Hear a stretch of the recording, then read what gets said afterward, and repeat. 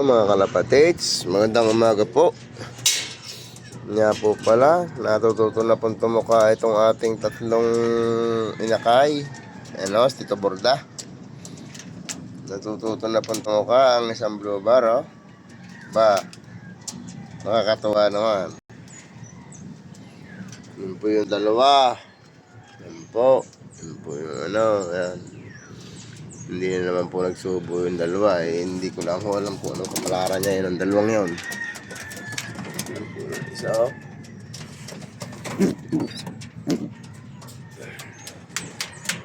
po ay dalawa rin po ang anak. Ito po hindi ko natin alam kung buhay pa baga ito. Bahala na po yung kanyang inahin dito. Ayan po yung asawa. Ayan po ang asawa. Hindi ko lang alam kung ayos pa kung lagay. Yan naman po ng ating mga inakay na ito. Ay na, tuka na. Okay, tuka. Tuka kayo, tuka. At pinapupunta po tayo ng boss sa City Hall. Yan po pala si Mang yan. Malapit-lapit na rin po mamisaya mga yan. Yan po pala, oh. Yan, maputi na po ang itlog eh. Yan. Yan po. Isa na pong butas na walang laman dito. Nilipat na nga po pala natin ito. Nilagyan na po natin ang breeder ito. Pero ang tunay na breeder ko lang po dyan eh, ito. Itong dalawang ito, parehong lalaki. At saka po ito, lalaki din po ito. Wala pong kasawa. Nilipat na po natin, nilabas na po natin doon para purong inakay na lang po na andon. Yung pang summer race na lang po natin.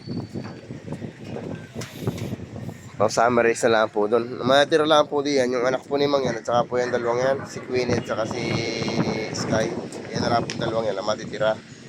Doon naman po sa kabila yung 5. Tsaka yung 4 pa pong yung inakay ng gold. At saka po yung inakay po ng off-white. Yun po, doon natin, yun ang iiwan natin dyan. Bali, kakarga po doon sa kabilang yun ay 5, 7, siyam po bali ang nandun.